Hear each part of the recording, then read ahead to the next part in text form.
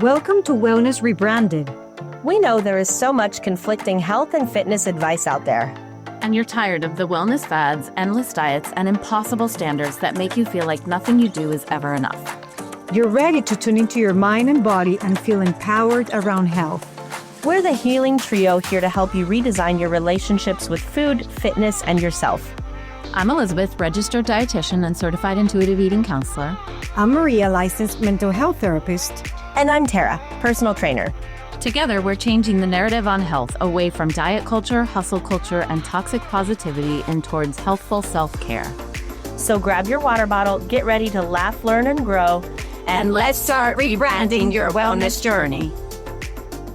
All right, listeners, welcome back to another episode of Wellness Rebranded. I'm Tara, and I'm here with Maria. Elizabeth is out living her best life as usual. And we are so excited because we have a guest today, Alyssa Olenick, a PhD in exercise physiology. You guys might know her from Instagram. She has a pretty sizable following over there at Docless Fitness. She is the creator of the LIST method. She designs transformative strength, endurance, and hybrid training programs. She is a certified sports nutritionist, CrossFit Level 2 trainer, ultramarathon runner, and a strength athlete herself. She lives the principles that she teaches. Her mission is to translate complex science into accessible strategies that empower clients to thrive, whether in the gym, on the road, or exploring trails. Dr. Olenick bridges the gap between research and results-driven training. That's actually why we wanted to have you on the show today, because we talk a lot about body image and diet culture and fitness, but I really want to dive into the science. Let's bridge that gap today and talk about metabolism. Yeah. If you guys are unfamiliar with me, my PhD is in exercise physiology, but all of my research is in metabolism, both in how we respond to what we eat, but also how our metabolism responds to how we move. I don't talk about metabolism that often because I think everyone conflates metabolism with fat loss. And I don't coach nutrition. I don't coach fat loss. That's just not my wheelhouse. And I like to just talk about the science of it or performance nutrition and things like that. The context for the listeners here is that I actually studied metabolism throughout my master's and my PhD and my postdoc. So it's actually kind of my true one love. Yeah, you're definitely the girl to talk to about this. So can you tell us in simple real life terms what even is metabolism? Yeah. So in the most fundamental level, and bear with me because I know people hate this, but metabolism essentially is just your body's total energy expenditure that it needs to either stay alive or keep up with all your physiological function or the demands it gets from activity, whether that's passive daily activity or structured formal activity from training. And so it's the energy required to fuel or meet those demands of your body. That's the really simplified, like calories in, calories out kind of thing. And there's more nuance and depth to just that. But that's the net total thing is how much energy do you need into your body that you're matching out of your body or vice versa, because your body needs fuel to turn that into energy for what we do. And at baseline, our bodies have a minimum requirement of energy just to stay alive. Basic physiological function, keeping all of our organs moving. And day to day, if you sat and did nothing all day, your body still requires energy to just keep you alive. It's costly, right? But then everything else we do is somewhat additive on top of that. And it's because at a cellular level, taking the food that we're taking in with our diet and breaking it down through digestion and then the metabolic pathways into energy production that then can fuel all those systems and processes. So that's like the very, very oversimplified version of what metabolism actually is. But essentially, it's the food you put in your body and its chemical and physiological breakdown into the release of energy cellularly that allows you to do things like maintain organ function, digestion, your heart beating, just staying alive, all the way to that chemical combustion, being able to move a weight in the gym or run a mile or even get up and walk out of the chair that you're listening to this from right now. That all requires energy. And yeah, so that's like my elementary truncated version of what metabolism is. I'm a therapist, so I don't know much about this. I'm so glad to listen to the explanation because I only heard when your metabolism is low or is high and how to mess with it. What's the biggest misunderstanding that you think we women have when it comes to understanding what metabolism is? Yeah, so I think that the fundamental understanding of metabolism that most women have, or a lot of people have, is they just think about it as calories burned and if it makes me gain or lose fat. That's what I really think the most lay people, and when I say lay people, like regular people, everyday people, not lay as in stupid and uneducated. You have a different expertise than me. And so a lot of people, they just think, well, it's the calories I burned. And it's not. It's these physiological processes in your body that allow you to break down, use, store, or shuttle carbs and fats and proteins from your nutrition appropriately to meet or match the energy demands of our body. So it's not just like process of burning energy. There's stuff going in underneath hormonally, chemically, all of these things that help regulate that. And I also think that there's this idea that metabolisms are fixed or they're broke, but they are kind of dynamic, right? They will scale up and scale down with you and your needs, and they'll shift and respond to what you're doing or giving it or giving your body. And so they're not just static, right? It's not like you're stuck in what you do. For example, if I got done training for an ultramarathon, and so in my peak block of training for that, my energy expenditure was really, really, really, really high. So there is a little bit of compensation that occurs that a lot of people don't realize, is that you don't burn as much as you think you do from activity because your body will compensate. Again, it's dynamic. It's not 100% additive. It's only partially additive, because if I'm expending all that energy training for that race, somewhere the rest of the day, I'm either going to start sitting more, spontaneously moving less, or my body's going to conserve a little bit of energy because it doesn't want to just like freely expend. If I was out in the wild hunting anthropologically, like historically, you don't want just the additive expenditure, right? But I will increase that to some degree because I'm having a huge metabolic output coming through my body. Hours and hours and hours of running is incredibly energy costly. So my metabolic demands will go up and I will need to meet that. If I don't meet that, my body might downregulate other systems and processes in order to conserve energy. So that might mean downregulating my hormones or suppressing my menstrual cycle or making me move less or pulling from my muscle tissue to have energy to fuel the activity that I'm doing. These are things that you don't want. So it's not just like calories. There's also this interplay of hormones and breakdown of carbs, fats, and proteins. But then on the other hyperswing of things, say that I want to do a really restrictive diet. I know you guys are more anti-diet, but like people have probably tried or been exposed to these. It's just a model of this representation. And if you do a really extreme restriction, your body is smart and again, it's dynamic. It's going to go, hey, we're not really bringing in what we need to support our activity. So why don't we conserve or preserve that? So again, you might have that downregulation of hormones, suppression of menstrual cycle, or whatever that looks like, or you might start fidgeting less, moving less, expending less. Your body might slow down what it does or wants to expend because it's thinking, oh, this isn't good for survival. We're going to conserve energy to protect us so we have what we need for what we need, right? And so as you can see there, those are examples of how your body's dynamic and it's responding to what's kind of going in and out of it. Again, it's not just this static thing that you're additiving or being additive to or subtracting from. Your body is responding to that. And I think that's where a lot of frustration with metabolism comes from people, because it's not just a simple math equation like the fitness bros like to paint it out to be online kind of thing. And so your body is responding to what you give it, but also like your metabolism is something that's not trying to work against you. It's trying to save you or keep you alive or make sure that you have enough to function. And I think that oversimplistic view of my metabolism makes me gain weight, therefore metabolism's broken, it's bad, is a overly simplistic messaging that I see a lot of women, maybe not your audience, but in general, get really hung up on. I also think a lot of women underestimate that a huge player in your metabolism and your metabolic rate isn't just like a bunch of calories burned from cardio. Because as I mentioned, like I was training for an ultra, and yes, there's a great benefit to doing large volumes of endurance activity for health, but that requires fuel. But also you're not just additively burning. Your body's smart. It conserves, it adapts. But rather, instead, muscle is one of the largest contributors to our energy expenditure. It's really important. Your muscle is an organ of metabolic health, right? And I think a lot of women, again, they think of their metabolism as just like calories burned. They don't think about it as a regulator in your health either, right? And it is. And so a lot of women will sacrifice strength or muscle and kind of whittle themselves down into nothing, and then get really frustrated when they feel like their body is kind of working against them when they don't really have anything to support their metabolism or their metabolic rate. Muscle is a really dynamic organ that helps with glucose and lipid regulation in the body. It's not just this static tissue of big biceps and gains. It's also an active organ, and a lot of our metabolism takes place in our cells and in our muscle cells. A lot of people think of metabolism as like it's just this function going on in your body. They don't think of like where it takes place. It's in your cells. And especially with exercise, it's happening in your muscle cells. So it's a dynamic tissue that's participating in this regulation of carbs and fats, proteins, but those aren't usually used for metabolism unless the body really needs to use them. And so, yeah, it's this dynamic system that it's an integration of hormones, energy expenditure, physiological function, cellular function, and it's dynamic and fluxes and flows and responds to what you're giving it or not giving it or doing.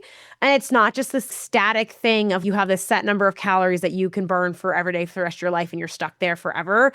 In the sense of like that total fluctuation is regulated by a lot of things. Your basal metabolic rate is unique to you based off body size, height, weight, all that stuff. But it's not that things are broken. It's usually that your body's conserving or protecting or adjusting in response to what you're giving it. So hopefully that kind of touched on where I see most of these gaps for women's viewpoints specifically. It's so interesting how so many people think that my body's broken or it's working against me when really it's trying to protect you. Yeah, it really is. And there's definitely stuff that can go haywire with metabolism. Like, for example, if your hormones are downregulated or your thyroid's downregulated because you've been over-exercising or under-eating and restricting, like, your body is doing that as a response to protect you, but it is downregulating itself. But it's not because it's trying to plot your demise. It's doing it as a protective mechanism because it's like, hey, this doesn't seem like a safe environment to reproduce in, right? So it's going to downregulate these things. Similarly, like on the other side of things, there is dysfunction that can happen with like insulin resistance or metabolic disease or dysregulation, like elevated blood triglycerides. It's like there's also the hyperswing of that too. But usually that, again, our bodies aren't like sentient beings in the sense of like they're plotting our demise. They're just responding to like the stressors and inputs and trying their best to do what they can with the lack of or excess or homeostasis of whatever we're giving them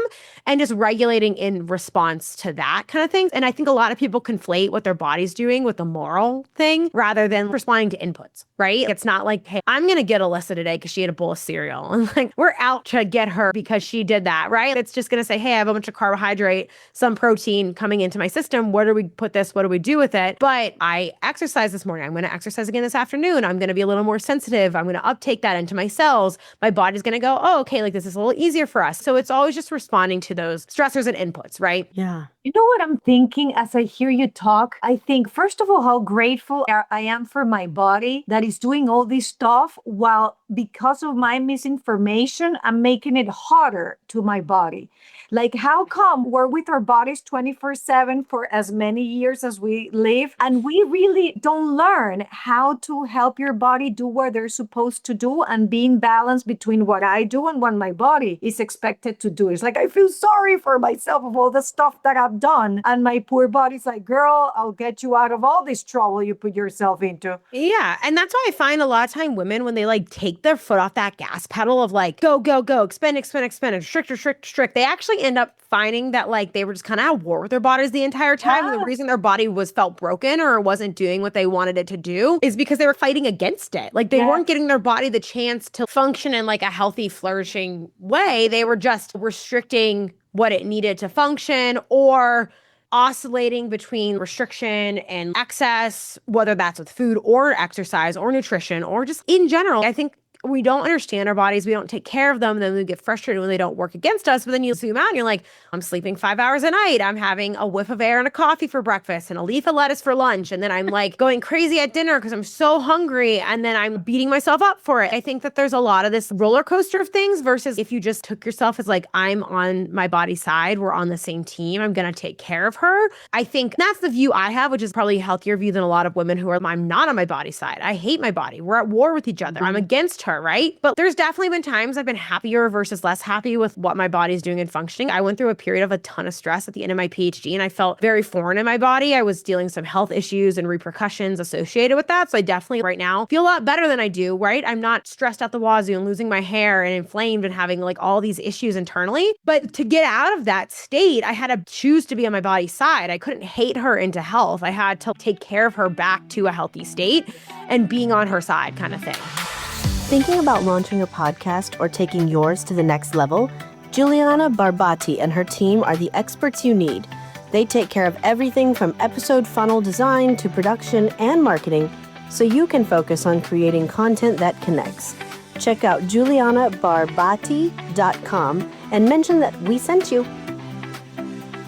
So if someone actually wants to support their metabolism, what's the thing that matters the most? So I think that exercise is my bias, but there's a few things. I would say one, exercise is going to be like the biggest lever you can pull, because the things that everyone obsesses about hacking with fasting or keto or supplements or these super biohacky protocols, you're never going to ice bath fast yourself into what having a higher VO2 max is going to do for you. Yeah. And you don't need to be obsessed about the number of VO2 max, but like improving your cardiovascular fitness in some sort of measurable way, which is just getting fitter, right? So I already kind of talked about how muscle is important for metabolism, so I'll skip past that. But just for people who are confused, it's not that cardio only does this, but I like to say build the car, the muscle with the resistance training, build the engine with cardio training. And so inside of our muscles, our muscle cells are mitochondria, and those mitochondria in our muscle respond specifically to cardiovascular and endurance training. And it helps us produce more and more efficient mitochondria, which is like putting more cylinders or better an efficient engine inside of your car, so to speak. It's better at using fuel. It's more efficient. And because a lot of the things that underpin metabolic disease or metabolic dysfunction can be improved with improving fitness or exposure to fitness training and regulation of that. And part of that mechanism is because you get better at delivery of oxygen through your blood and the uptake of it in your muscles, and then the use of that for energy metabolism, because your body requires oxygen to drive energy metabolism. And again, building your body up through resistance training, that means actually taking the time to build muscle, not being afraid of building that muscle and getting stronger and doing that. That's great for other things too. But muscle is our biggest storage on our body of glucose, right? That's a great thing for maintaining blood glucose. It also, a muscle with cardiovascular fitness and the adaptations to it allows to be better at being fat burners. And when I say that, I mean like fat oxidation in the sense of metabolism of like your body's preferentially using fat at rest or during low level activity. And that's a good thing, right? And that doesn't necessarily always equate to body fat burning. That's where people get confused. You switch between burning carbs and fats across your day, depending on what you're putting in your body or where you're at or where you're resting and digesting. But a positive adaptation to have in general is being a quote unquote good fat burner. And that comes from having more efficient and more powerful mitochondria, because that's where fat burning or fat use takes place in our muscle cells. And so I studied a concept primarily in my graduate work called metabolic flexibility, which is just essentially your body's ability to say, hey, we have all these carbs from this or this fat from this, or we need this right now. Let's upregulate this, send this into storage over here, pull this out of storage here. It's like almost like a cross guard regulating that. If you're metabolically flexible, your body's good at being like, hey, this goes in the cell, this goes out, we're burning this, we're using this, hey, you go here. But if you're metabolically inflexible, then your body's, we have all this carbs, we have all this fat in our bloodstream, we don't know what to do with it. And then that kind of downstream can be elevated blood glucose, elevated triglycerides, right? But one of the things that really drives the improvements to that is having a higher fitness status will help improve and regulate all of those things. And that means being specific in our training of doing exercise that's intentionally designed and programmed to get us fitter, but also being generally active across the day helps support that too as well. So it's a little bit of both. But yeah, that's like my big shtick and why I'm such a shill for cardio. I'm really into weight training. I love lifting. I love having muscle. I'm so supportive of it. But I think so many people underestimate how valuable cardiovascular or endurance training is for improving metabolism and making your metabolism more efficient and fitter. And then that downstream adaptations to all that improves health and metabolic health and cardiovascular health and disease risk. And that's really important because women were a little bit more protected from those things premenopausally, but then postmenopausal, our lifetime risk factor is greater than that of men. And so we really want to be thinking about not just how our body composition is, but how is our health being regulated and influenced by these things. So that's kind of my big cardio shtick and spiel. And it's like, you don't have to be marathon runners, but do something that's intentionally designed to gain muscle in the gym, but then something where you can quantify that you're getting fitter in it. And for that with cardio, it doesn't have to be like, don't worry about getting a VO2 max test. If you're doing a run, can you cover more distance in 30 minutes in that run from week 1 to month 6? Wow. If you're doing something in the bike, can you do more meters or more miles or stay at a higher power output, like a wattage for the same amount of time? Or if you're doing a CrossFit workout and it's as many reps as possible or something for time, can you do more total work? work, more reps, more sets, whatever that looks like during those training sessions. And that's a really easy way to see that you're getting fitter. It doesn't have to be like, oh, I went to a lab and tested all these things. No, those are just indirect measures that we have from research. But I'd rather see you improve your 5K time or 1K ski or your 2K row or whatever that is. Improving something that's measurable is just a really easy way to know that you're getting fitter and that it's working. Absolutely. I know you're like a shill for big cardio. I'm like a shill for big lifting. But this conversation has made me in my own mind be like, okay, girl, you got to improve your cardio. You got to put more focus on your cardio than you currently do. I'll tell you what, I drank the Kool-Aid. I grew up endurance field sport athlete and a runner, and then I got really into lifting, and I'm a big show for lifting. But I will say the periods of my life, there's 2 periods of time where I went a little bit more all in on lifting and pulled back on the cardio, and I objectively feel a lot better with the cardio in. And a lot of people tell me that you recover better in the gym with your training. Mentally, I feel a little bit better with more cardiovascular training, like cognitively within my work and things like that. I also just feel systemically better. I feel like I just feel better. That sounds really, really non-specific and vague, but I do feel better when I have a moderate to higher volume of endurance training in my week. Whenever I was doing just lifting, I just felt like things hurt more. I felt more slower, more rigid. I feel genuinely fitter. And that's even me who had like a baseline of cardio before I went into lifting kind of thing. I've never felt my best when I was doing just lifting. That's not to shame you because I've done it, but I will say objectively for anyone listening who's a meathead, they're going to be like this, they're going to look me up and they're going to think that I'm like this elite marathon runner. I'm actually just like a little hunk of muscle.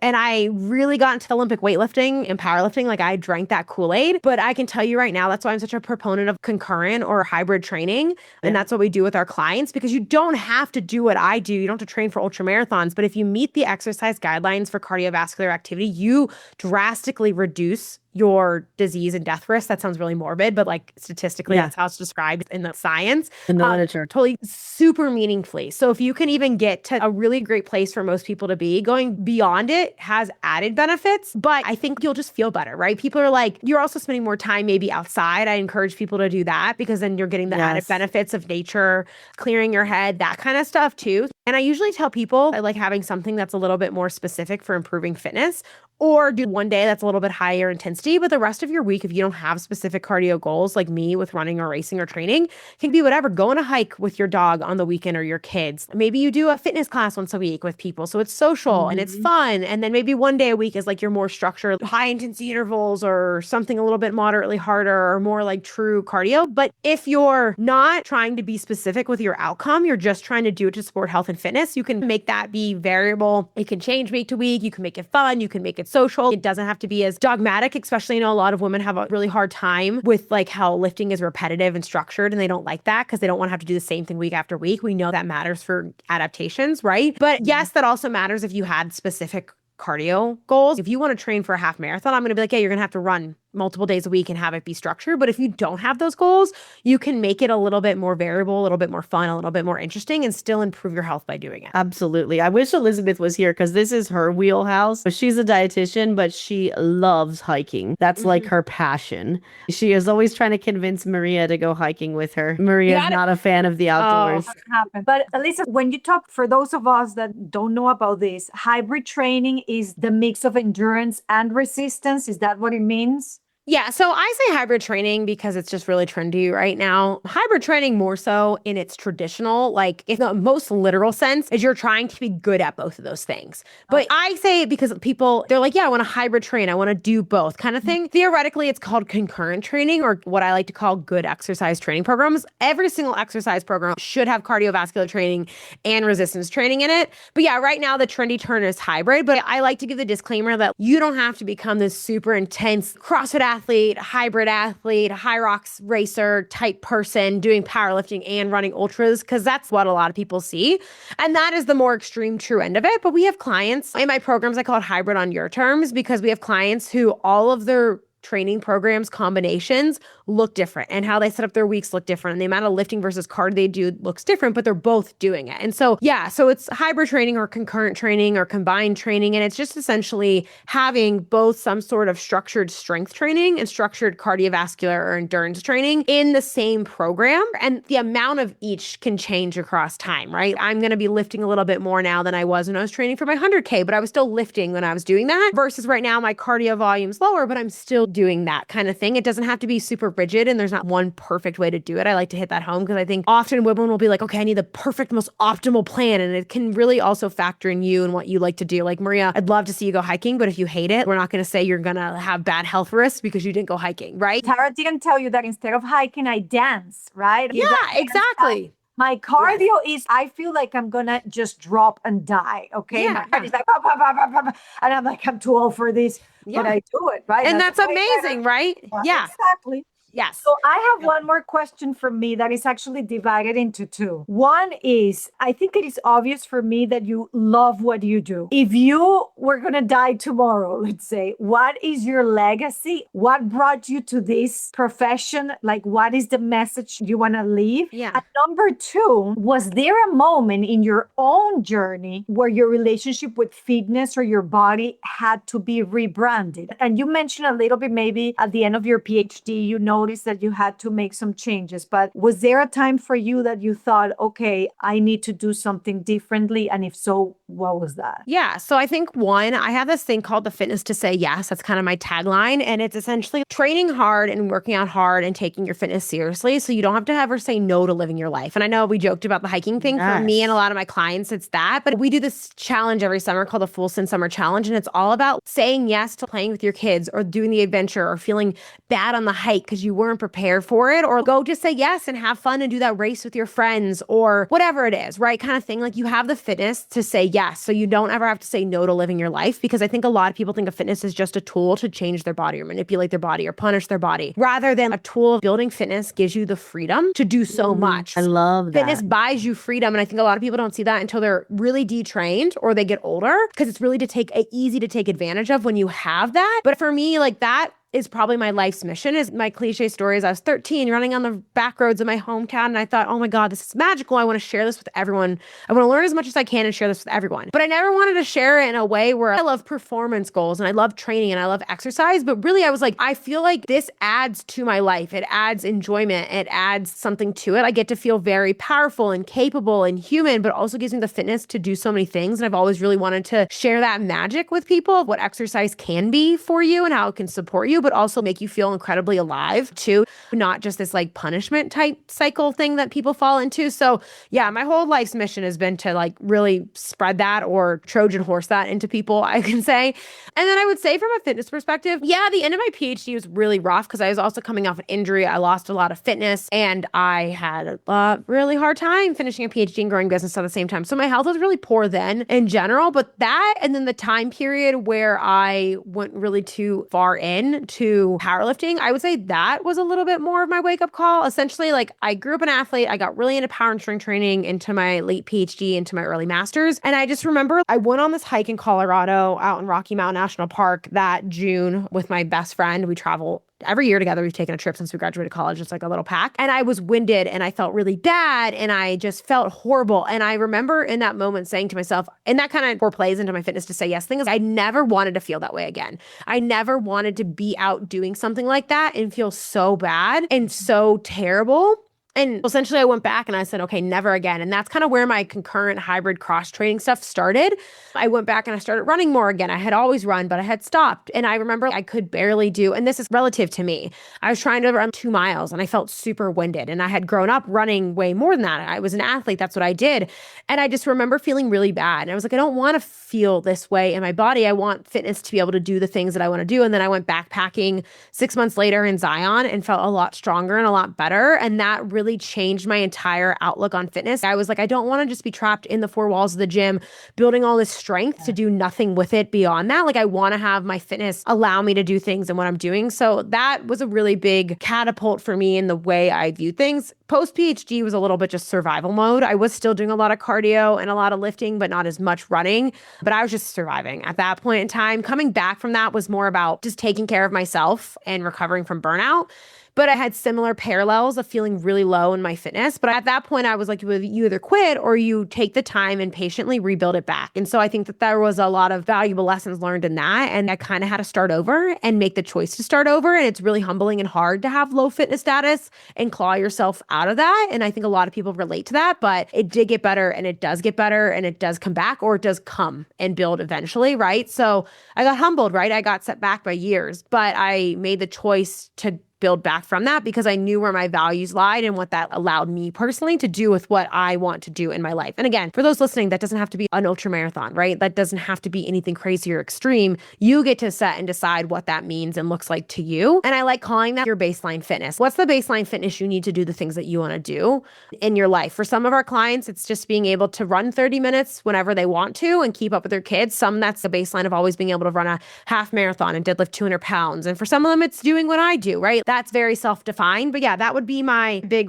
wake-up call. And I took 3 weeks off lifting, took a big cross-country road trip with my best friend and my now husband. And it was a very good reflective. I was 24, but I feel like I had a lot of lessons learned out of that. And it just changed the way I approach fitness and training for the rest of my life. Love that. Alyssa, one last question before we let you go here. But if you could only do one exercise for the rest of your life, which one would it be? In the gym or one type of exercise? Either way, both. I think in the gym, I would pick the deadlift because if I could only do one lift for the rest of my life. And then if I had to do one mode of fitness for the rest of my life and I had to pick, I'd probably do trail running. I don't think I could give it up. I just don't think I could give up the outside time. Yeah. Although I'd miss the gym a lot. Firmly agreed on the deadlift. That is always my answer to that question too. Yes. And for me, it would probably be walking outside. Yeah. I just don't think I can give up the trail time, although my muscles would wither away. Alyssa, thank you so much for joining us today. We really appreciate you coming on the show. And for those of you listening, if you loved this, we would totally invite you to follow Alyssa on Instagram. Alyssa, where can everyone find you? Yeah. The best place to find me is at Doc List Fitness on Instagram. That's also my YouTube, doclistfitness.com. But if you go to Instagram, you'll find I'm the most organized person you'll ever see. So you'll find links to everything from there. But I have a YouTube, I have a podcast, I have a blog, I have a website, I have an email list, I have a trainings page. I've got everything that you could possibly want. So just dig in. I love it. You're like business goals. Well, thanks again, guys, and we'll catch you on the next episode. Thank you for listening. If you want to connect with me outside of this podcast, you can find me on Instagram at coaching_therapist. I'm Elizabeth. You can find me at Elizabeth Harris Nutrition or in my Facebook group, Health and Healing with Intuitive Eating. And I'm on Instagram and Facebook at Tara DeLeon Fitness.